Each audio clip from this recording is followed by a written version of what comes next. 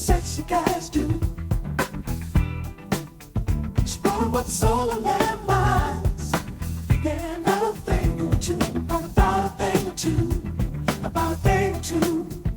Mansplaining is deciding you're gonna search for the truth. Mansplain me, baby. Mansplain. There can be no thinking that would be uncool. Welcome to Mansplaining, a podcast about the interesting things you can discover if you just take the time to learn. My name is Joe. I'm your host for this week.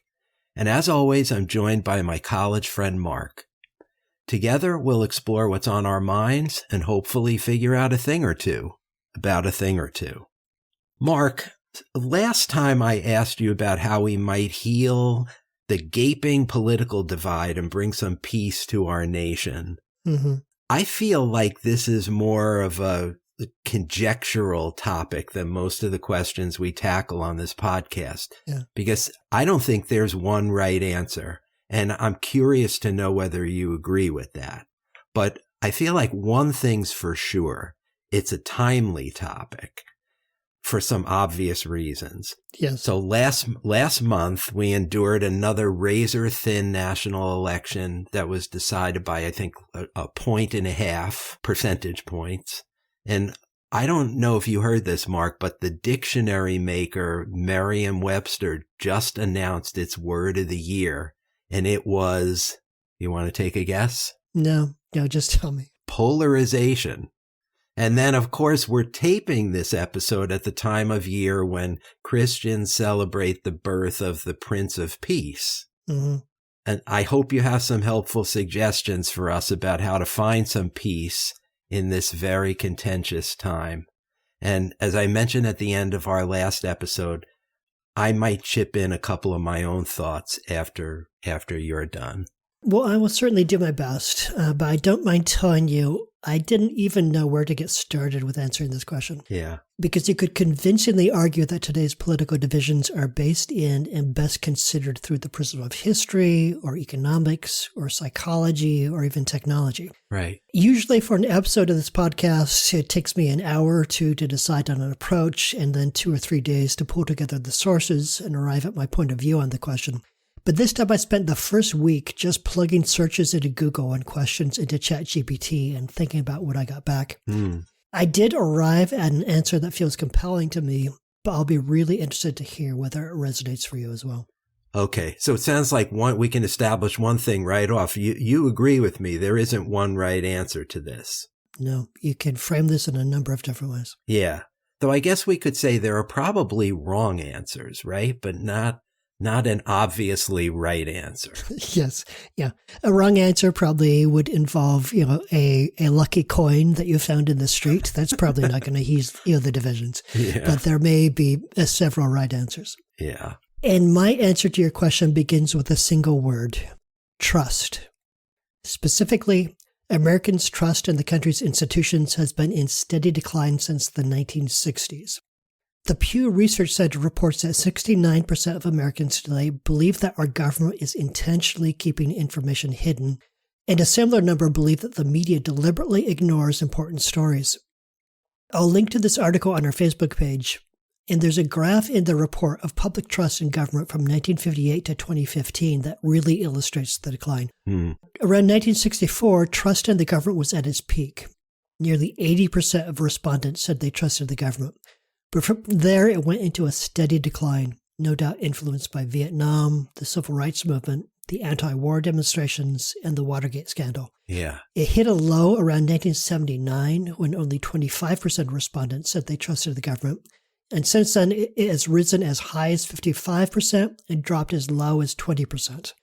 Trust in the government was at 21% when Joe Biden was inaugurated and 22% at the end of his term. So we're near the bottom today and kind of stuck there. And I guess important to the point we're going to make about the divide, the trust is equally bad no matter which party's in power, right? Indeed. Yes, that is true.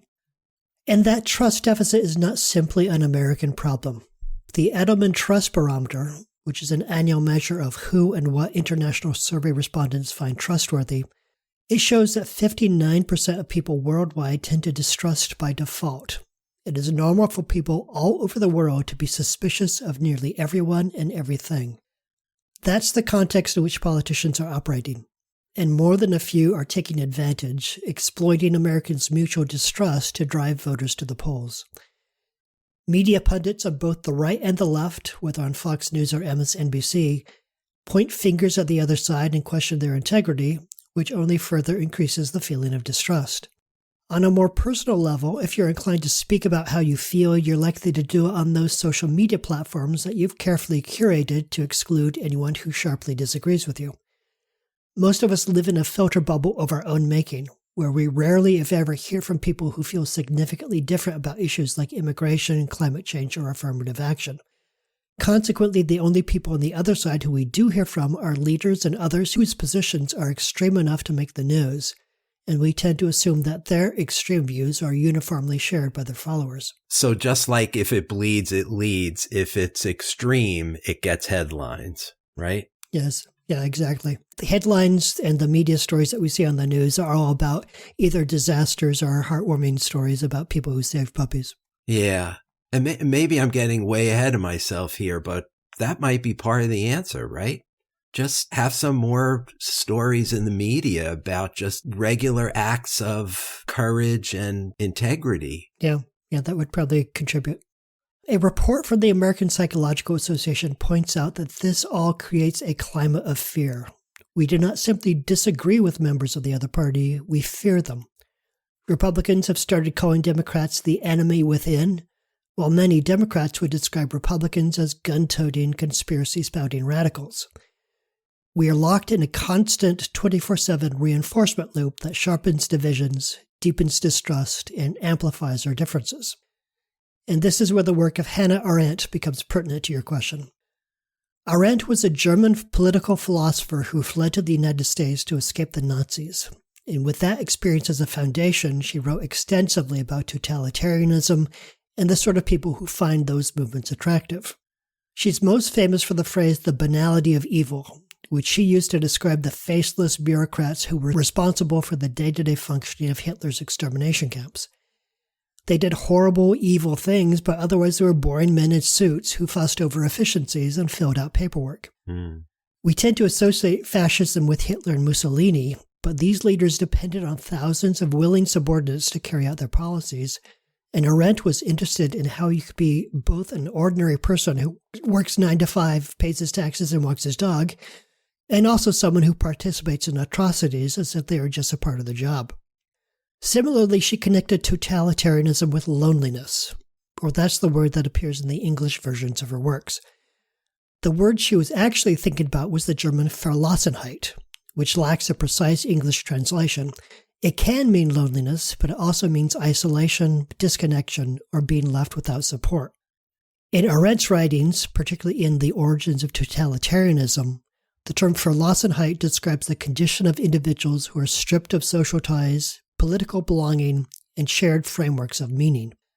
In this state, Arendt argues, people crave belonging, which makes them vulnerable to ideologies that offer a sense that you are understood and valued as a member of the collective.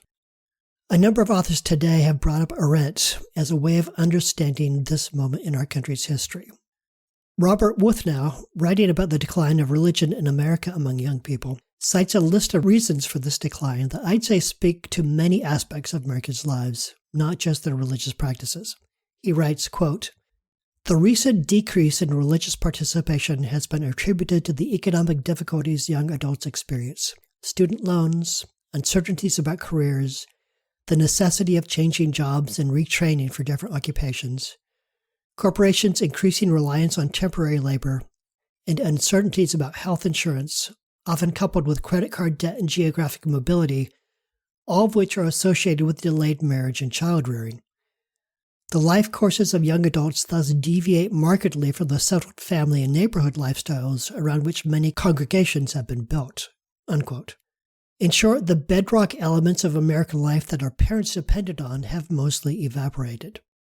Increasing mobility means that people are less likely to spend their lives in a single community, and have looser ties in the city where they currently reside, a state exacerbated by the high cost of housing, which means that younger people are increasingly likely to move from one rental apartment to another rather than buying a house and putting down roots in a neighborhood. We work in an employment market in which job security is increasingly a mirage. Our parents worked the same job for decades. My mother, for instance, was a middle school math teacher at the same school for 30 years. But currently, the average tenure in a position is 4 years and 2.5 years for younger workers.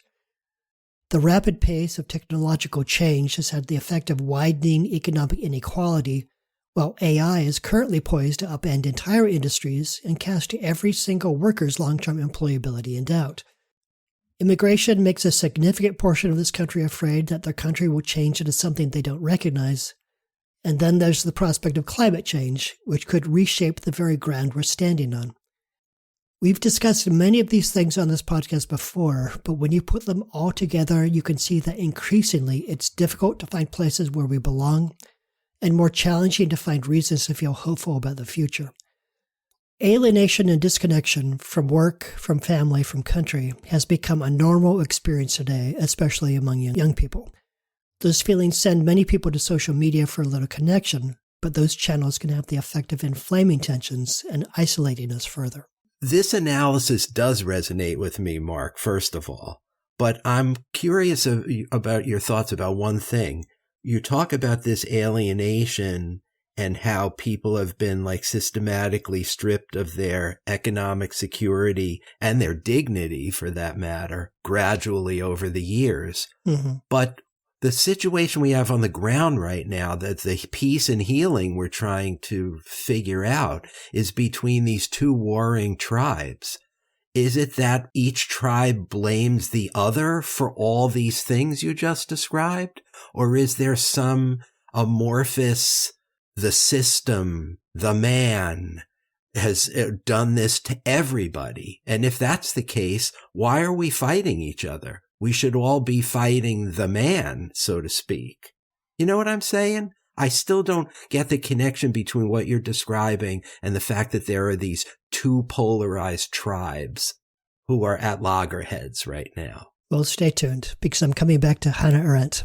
Okay. She argued that totalitarian systems are eager to exploit human loneliness and rootlessness, and are particularly powerful when we are no longer part of supportive communities and social groups that would help us resist their pull. So if you look at this through an American lens, yes, both members of the right and the left have experienced these things. We share that in common. And having shared that in common and experiencing a common sense of alienation and disconnection, discontent, loneliness in some respects, we are more susceptible to be pulled to a movement that gives a sense of purpose and explanation and direction from those things. And so if you're on the right, you're pulled more towards the MAGA, Make America Great Again. You're more likely to vote for Trump. If you're on the left, you are pulled maybe towards identity politics. And you would be so far to the left that you might have found Kamala Harris unacceptable as a candidate.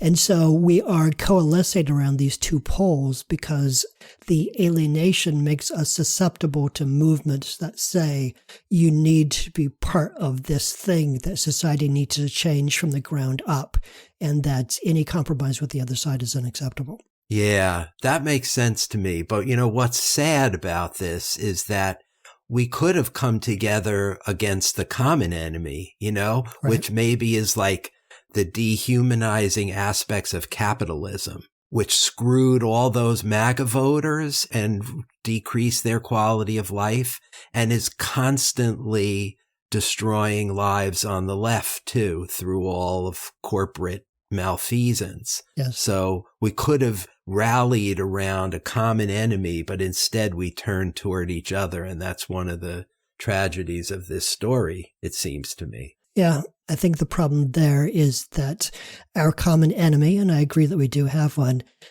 owns network television stations and social media networks. They own the amplification platforms. And so they turn that anger in other directions rather than accepting it to being reflected on themselves. Right. But getting back to your question, if we boil it down, if we're talking about healing a fractured nation, we're really talking about healing a lonely and alienated nation. And there are no simple solutions to this. As we've already discussed, Americans have been steadily losing faith in their country for more than 50 years, and no trend with that much history behind it will turn around quickly or easily. Any solution would need to involve an economic component. In an address at the World Economic Forum, economist Manoush Shafik, who was then the president of Columbia University, argued that we need to give people a reason to hope by rethinking the welfare state, linking retirement age to life expectancy to expand the working population, while also offering generous unemployment benefits and actively retraining workers who are displaced by automation. Economic insecurity, Shafik points out, can amplify feelings of isolation and resentment when people are struggling to make ends meet and they see the gap widening between the haves and the have-nots. That breeds distrust and a sense of hopelessness, which in combination are like catnip to would-be dictators. As a personal aside, as an AI enthusiast, I've been increasingly frustrated over the last couple of years by how many people predict significant job displacement as a result of AI and say that the solution to this looming crisis is job training, and yet no one ever seems to have a plan for who will provide this training or how it will prepare today's workforce for tomorrow's job requirements. Right. I see a lot of hand-waving going on, but no action outside of a few businesses here and there that have promised to train their employees. Yeah, as if a coal miner can magically be turned into a solar panel installer. I always wondered about that too. Yeah. Over the last year or so, thousands of highly skilled people have lost their jobs through layoffs. The years to come promise even more upheaval in the workplace. These workers are going to need new skills to thrive, and steady employment will give them both hope for the future and a place where they belong. This will not happen just by wishing it were so. We need a plan. Something like a New Deal for employment, a comprehensive program to shift the average worker's mindset from job security to employment security. That is to say, jobs will change, and sometimes they're going to go away entirely, but your overall employment should never be in doubt. Denmark already has a program like this. And isn't it always the Scandinavian countries that are ahead of the curve for social programs? Sure. It's more the American way to assume that workers are responsible for their own training, but hopefully this time we can find a more enlightened approach, because addressing economic inequality isn't just about fairness. It's about creating a more stable and cohesive society and strengthening the fabric of our democracy, which seems to me like exactly the sort of thing our government should be investing in. What I'm thinking about now, Mark, is like, given the problem of the two warring tribes, I almost feel like regardless of the merit of this type of New Deal 21st century program you're envisioning, whoever proposes it, the other side is going to almost by rote be against it, you know? Yeah. Like, how do you introduce a program that's going to get everybody on board? It would have to be bipartisan, right? Yeah, I don't think you could do it today, which brings in the next thing that I'm going to talk about. Okay. Which is action is also called for on a local and personal level. Yes. We can't count on this to come from the top down. We also need to build from the bottom up. First, we need to use technology more mindfully. As we've discussed previously on this podcast, social media can exacerbate loneliness if it takes the place of face-to-face communication, and it also makes it all too easy to create a filter bubble in which the only voices you hear are the ones that amplify your pre-existing convictions. Yes. However, those same platforms also provide the opportunity to connect with ordinary Americans in different parts of the country, so it would be a missed opportunity if we simply removed social media from our lives. We can and should use technology as a tool for connection, but use it intentionally with an awareness of its potential downsides and not let it become a substitute for other forms of human interaction. Amen. Beyond that, many thinkers in this area are calling for a revitalization of local communities. In an article titled How Citizen Participation Helps to Rebuild Trust Within Communities, which I'll link to from our Facebook page, the author Soren Philip emphasizes the power of actively engaging with our local communities, anything from volunteering at a food bank to attending a town hall meeting. When you get involved at the local level, you'll be rubbing shoulders with people who have a lot in common with you. So even if you see things a little differently, there will still be many points of connection that make it easier to communicate across those divisions.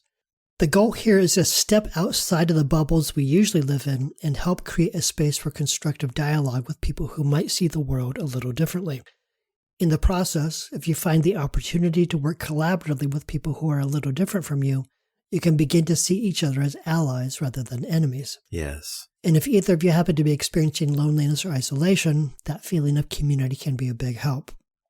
I don't know about you, Joe, but I am not doing this currently.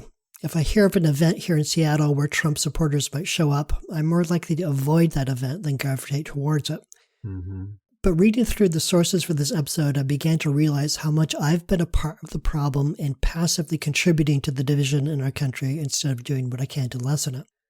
It's easier to be around people we agree with, and it can feel safer as well. But if that's all we do, we lose the opportunity to find points of connection with those people with whom we disagree on some issues. And it's those shared interests and ideas that remind us that, despite everything, we still have a lot in common. With minds like steel traps, Bob and Joe are here to discern the interesting things you can discover if you just take the time to learn. Mansplaining, it's a calling and they do it for you. Mansplain me, baby. Mansplaining, it's a calling that you don't do it too. So let's imagine that we're out in our communities and we're hearing from someone who voted the other way in the recent election. What do we do then? According to psychologists, it's important to listen with empathy before we react, which can be difficult, particularly in today's climate. The goal in that moment isn't to convince anyone or to be convinced, but simply try to understand where the other person is coming from and what fears, uncertainties, and convictions might lie beneath their political opinions. It's okay to disagree, in other words, so long as we've made a good faith attempt to listen and understand. And it's important to keep in mind that this is a long-term process. You don't build trust on any level by showing up at a food bank one time, putting in a couple hours, and then disappearing. To really build trust, we need to hold ourselves accountable, take ownership of our communities, and commit to the long-term process of not just creating spaces for dialogue, but also sustaining them. Community is like a garden. It takes time, attention, and care to make it really thrive. Relationships die if they're not nurtured. The rewards of putting in that work, though, are great. A more connected, resilient society where people feel seen, heard, and valued. I've noticed that political campaigns often play out through the interplay of two themes, fear and hope. Fear is a powerful motivator. It's arguably unrivaled in its ability to motivate quick action and create a sense of urgency. Fear is a short-term emotion, however. It burns out quickly and then has to be replaced by an even greater fear or by something else entirely. Hope, on the other hand, works more slowly. It fosters resilience and perseverance, but it's not as effective in creating that sense of urgency and spurring immediate action. Hope's greatest strength is in the long term, because there's never a point when people will feel overwhelmed by hope. It just keeps lifting us up. One way of looking at our task as Americans is to think of it as a long-term project to reduce fear and create hope. It's important that we fear each other less and feel more hopeful about what we can do if we find a way to work together. Familiarity is the enemy of fear. Think about scary movies. The most frightening thing is what's hidden in the dark or the shark beneath the surface of the water, the threat that we can't see. Every filmmaker knows to keep the monster off screen as long as possible because fear thrives when we don't know what we're dealing with. The same goes for our fellow Americans. It's easy to fear them when we don't really know them. Familiarity builds trust, though, and trust lends itself to hope. Familiarity allows us to see each other as individuals rather than simply members of a group or adherents to an ideology. Familiarity makes it much harder to demonize one another. It won't be easy. It won't happen quickly. It will take action at both the federal and the local level, and no doubt there will be setbacks. Ultimately, though, it's grounded in each of us taking personal responsibility to cultivate empathy, seek out dialogue with people who disagree with us, and work patiently towards a more compassionate society.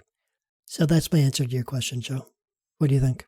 Oh, I think it's very well said, and my own thoughts kind of pick up from your last section, but it's kind of a PS to what you said at the end. Mm-hmm. Yeah, I'm with you on this, and including on the part about how hard it's going to be. It's going to be really hard, and we shouldn't fool ourselves about that. Yeah. But I feel like Americans have done hard things in the past, and we shouldn't be overly pessimistic about this project either. I agree with what you say about hope triumphing over fear if we're reasonable and charitable with each other. Let me back up for a second. So most of the ideas you presented today, I would call them like structural, Yeah. economic arguments, psychological arguments, historical arguments that you kind of weave together. And I think they're absolutely relevant and resonant for me. What I wanted to talk about is a lot more interpersonal and small bore in nature. Really, like I said, picking up on what you said at the end of your remarks. And you started with the word trust. I keep thinking of three words that put together, they sound like the advice we give to kids about safely crossing the street. Stop, look, and listen. So stop addresses the folly of counterproductive behavior, the way we all currently inhabit our political citizenship. And I include myself here. It's not helping. So stop doing it. Yeah. For me, that means, and I'm going to pick up on some of the themes you laid out in your presentation, Mark. That means no longer compulsively poring over political news from my left-leaning news providers, which just works me into a lather and adversely impacts my happiness. Right. Yeah. I know I'm not alone in being tempted to close my ears entirely, especially given what's coming on January 20th. But I'm not talking about a total news blackout. I intend to remain in touch with my trusted news sources, but hopefully without letting them overwhelm me again. Right, right. Because I think there's a balance to be struck between staying well-informed and obsessing over every perceived outrage. Yeah. Yeah, I totally agree that we do have a duty to remain informed, but we also need to be aware that modern media functions as an instrument of creating fear and outrage and anguish. Absolutely. Because those things drive engagement. And they interpret that engagement as a positive thing for their business, even if it's 100% detrimental to society. Yes, I absolutely agree. And I was going to say something about that too. But let me point out right now, curbing my news consumption is only part of what I mean when I say stop. It's also about stopping all the unhealthy habits I've fallen into regarding the way I perceive those who voted for Trump. The vilifying, the demonizing, the condescension, the knee-jerk assumptions of bad faith or stupidity. Yeah. I need to separate our political enemies from their voters. Trump is an irredeemable scumbag, as are some of the people in close proximity to him. Let's call them the basket of deplorables. But the vast majority of his voters are not irredeemable. They're hardworking Americans who love their country and want to succeed as much as I do. They want the best for themselves and their families, just like me. Though I believe they are profoundly misguided about how best to get there, I don't doubt that they want to get to the same place I do, a country of freedom and equality with liberty and justice for all. Yeah. Both sides need to be more mindful about the extent to which polarized information systems like social media that you pointed out already make us even more extreme in our beliefs. That has to stop. Right. Yeah. TikTok might disappear from our devices next month, but Fox News and MSNBC and X and Facebook and the rest, they're not going away anytime soon for the reason you just mentioned. There's still loads of money to be made in stoking fear and panic and grievance.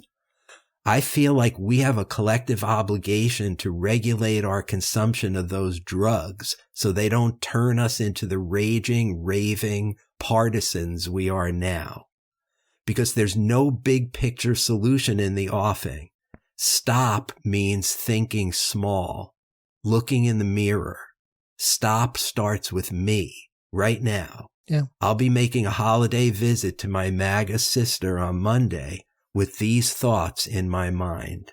Yeah, and I think you're completely right there. The day after the election, I wrote an article and posted it to my LinkedIn, thinking about the teaching of Stoicism, about exactly what you're talking about there, that return to yourself, that focus on your thinking, what you can do, the actions that you can take, and also being aware of those things that are outside your control. Yes. Because so much of our anguish comes from the belief that we need to stop something from happening, but that thing is happening in Washington, D.C. or wherever, and we can't stop it. Yes. And so you lie awake at night worrying about those things because your brain is telling you, you must do something, and there's nothing to be done.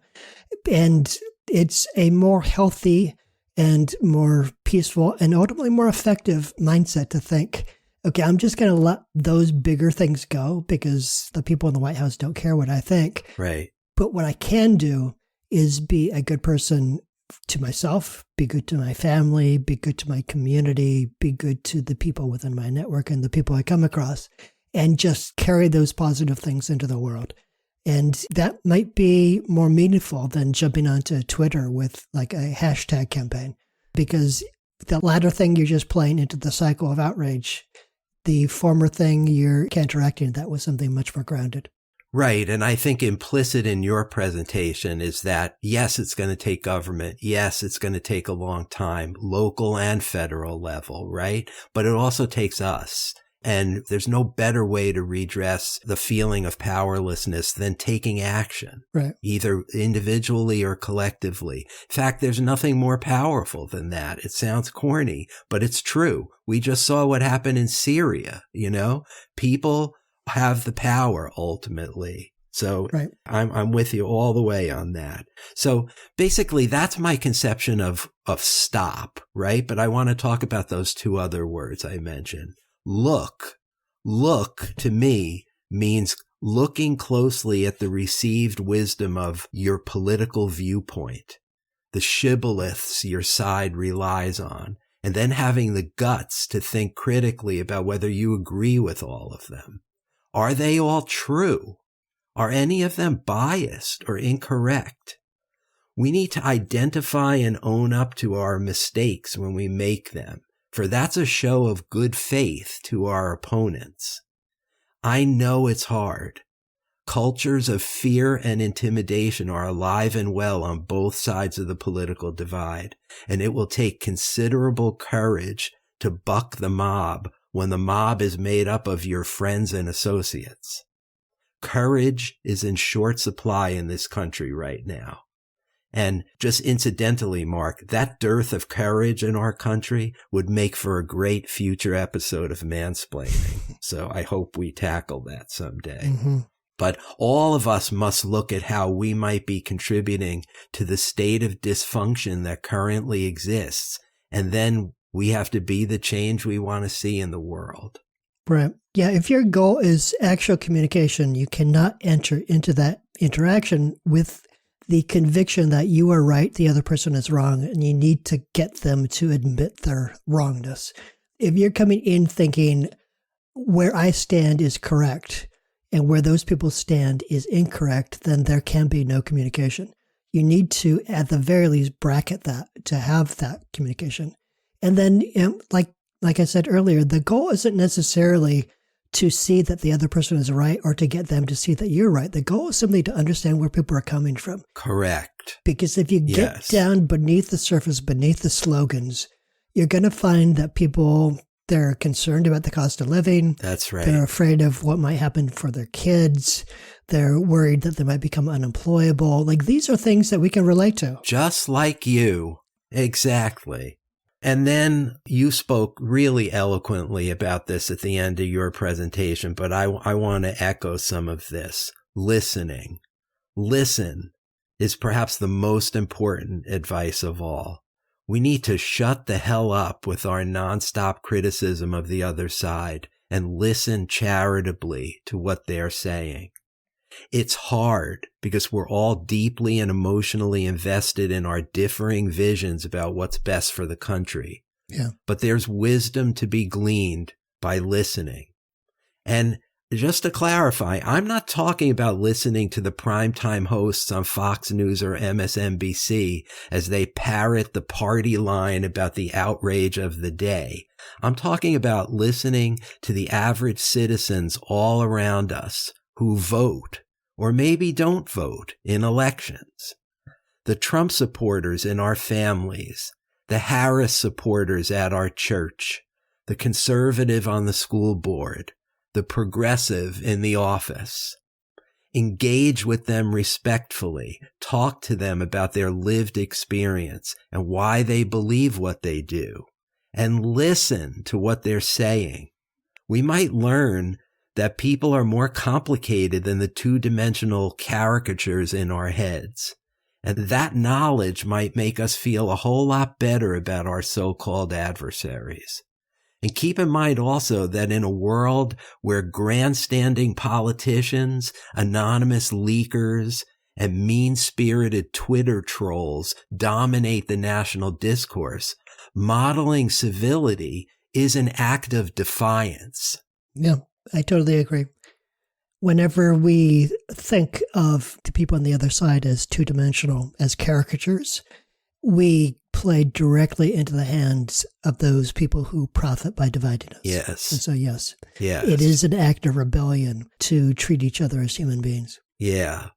You know, I was joking with my wife before this about how, maybe it'll take an alien invasion to bring us together, but just interacting with each other and finding commonalities, it's that simple. It's that fundamental. That's the way. That serves the role of the alien invasion in bringing us together, Yeah, yeah. So that's basically what I think Americans need to be mindful about to bring ourselves back from the brink. But there's one last thing I want to say, and you touched on this at the end of your remarks as well, and this is my version. I'm not sure I can live up to the behavior I just outlined. Stop, look, and listen is aspirational, and I don't know if I'm a big enough person to pull it off. That said, I'm going to try my best to take my own advice, and I hope you'll consider doing the same. In recent years, a bunch of organizations have emerged to foster civil conversations between the two warring tribes. For anyone who's interested, we'll post a list of them on our Facebook page.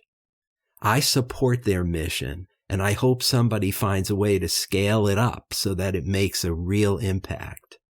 But unless and until that happens, it's on us. Yeah, I totally agree. And yes, it will be a challenge for me. I'm very comfortable in my bubble, but I would like to get out of it. I would like to be a bigger person and to be part of the solution rather than a part of the problem. Yeah. And I'll point out, in addition to opportunities for civil discourse, there are also various forums where the purpose is for people to get together and just tell stories from their lives, like the Moth, for instance, which has events in cities throughout the country. Even that could help you see the shared humanity you have with people who are different from you. Right. And that contributes too. Yeah, mental note, make a link to that on the Facebook page as well. So I think we're largely in agreement, though we approached the question from different initial standpoints. I think we ended up in the same place at the end. I think so too. Are you ready for the question for next time? Yes, I am. Okay. So in the spirit of the new year and bringing a positive frame, I'm going to turn around a question that you have asked me previously on this podcast. Oh, okay. A different version of that question. All right. Which is, I would like you to come back in 2025 and tell us reasons why you feel good about the future. And I would challenge you to reflect on that on different levels. On a personal level, on a community level, on a national level, and on an international level. What makes you hopeful? Wow. Okay, yeah, I really like that question. And it does absolutely harken back to something I asked you in a prior holiday season, I believe. Mm-hmm. Yes. I asked you for some good news in the world, right? Right. And yeah, and this is kind of causes for optimism. So yeah, it's a nice bookend on that topic. So I'm happy to delve into that. And I will come back with some good news. Okay. I look forward to it. Yes. Should be a relatively uplifting episode. So that's something to look forward to. Yes. And God knows we all need it after this year. I had a terrible year, as you know, a lot of personal stuff. So yeah. Looking forward to turning the page on 2024 for sure. All right. Well, that's the end of this episode, folks. Mark and I will be back next time with another episode of Mansplaining as soon as I get to work on answering that question. And it will be next year, but next year's only a few days away as we tape this. So hang in there, folks. And until then, that was Mark. I'm Joe, and we'll talk to you next time. See you then.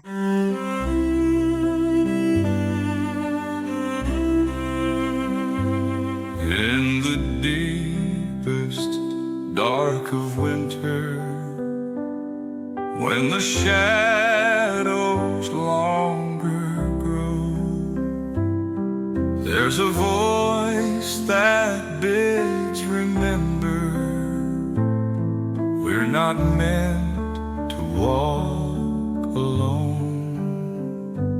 Bit by bit, the darkness brightens as we open up our doors, and the faces that were hidden aren't strangers anymore.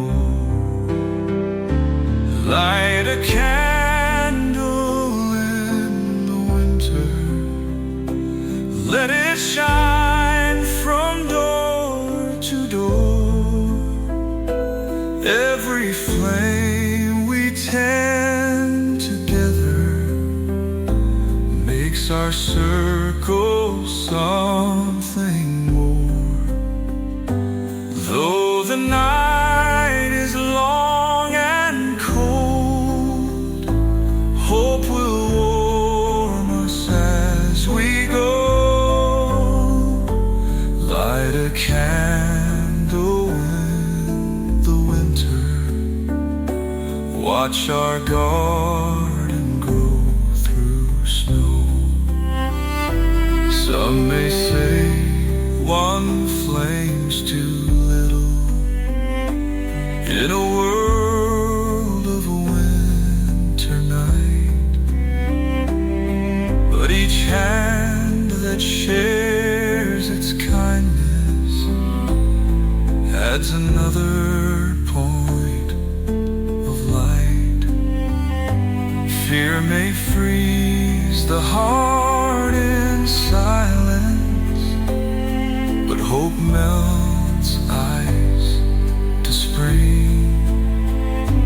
When we gather in the quiet, hear how peace begins to sing. Step by step through drifting snow, heart by heart and door by door, what we plant will surely grow. Blooms where winter's gone before. Light a candle in the winter, let it shine from door to door. Every flame we tend together makes our circle something more.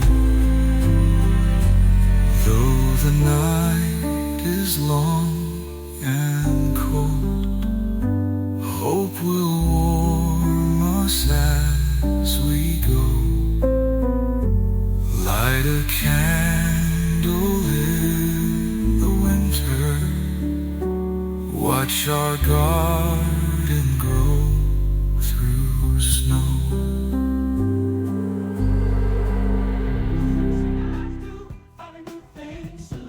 Mansplaining is brought to you by Joe and Mark and nobody else. Music composed and performed by the Mansplaining House Band. Thank you for spending your time with us, and we'll see you next time. Mansplaining is deciding you're gonna search for the truth. Mansplain me, baby. Mansplaining. There can be no faking, that would be uncool. Attention mansplaining listeners. If you want to engage with Mark and me, you have some options. One is to go to our Facebook page, Mansplaining the Podcast, where you can leave a comment or question, check our sources, suggest topics for future episodes, or just like us, because who doesn't want to be liked? You can also reach us through whatever app you use to listen to this podcast by giving us a 5-star rating or writing a review of your favorite episode. Or you can call and leave us a message on our dedicated voicemail box, which is 206-486-4074. It's lonely in podcast land, and we welcome and appreciate any feedback you might want to share. Act now, and we'll throw in a set of Ginsu knives. Not really.